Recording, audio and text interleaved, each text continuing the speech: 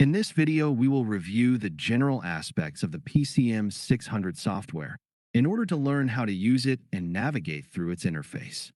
This software has two variants, a 64-bit version and a 32-bit version. The version to be used depends on the IED model and its compatibility. For this example, we will use the 64-bit version. This is the main window of the program. At the top, we have the toolbar, which provides access to different functions. File allows you to create new projects, open existing projects, and manage files.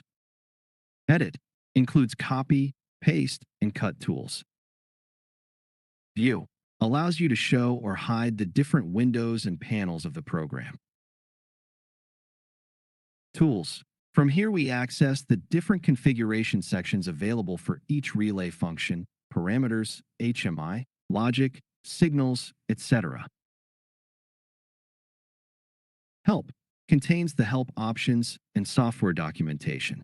Additional functions are also available, depending on the window in which we are currently working.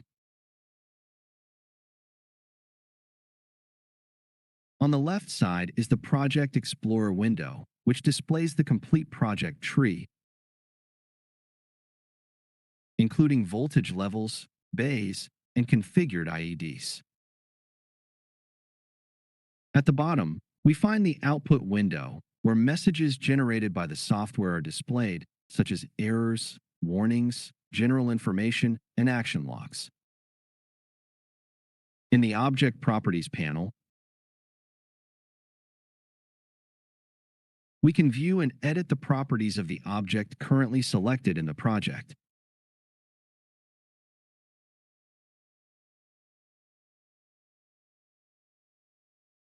To the right of the Project Explorer is the Object Types window, which allows us to search for the different blocks and functions available to configure the IED.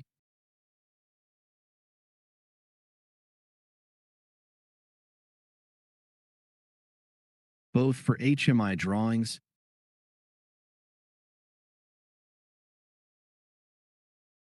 and for the application configuration.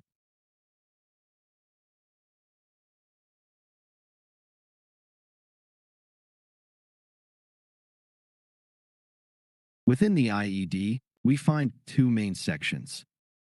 IED configuration contains all configuration parameters for the functions available in the device, such as protections, communications, measurements, and internal logic.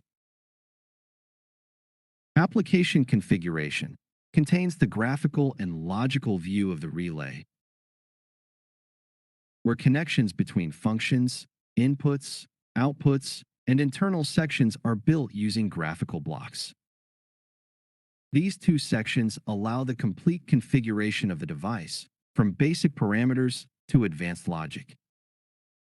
To access the parameters of these functions, we right-click and select Parameter Settings.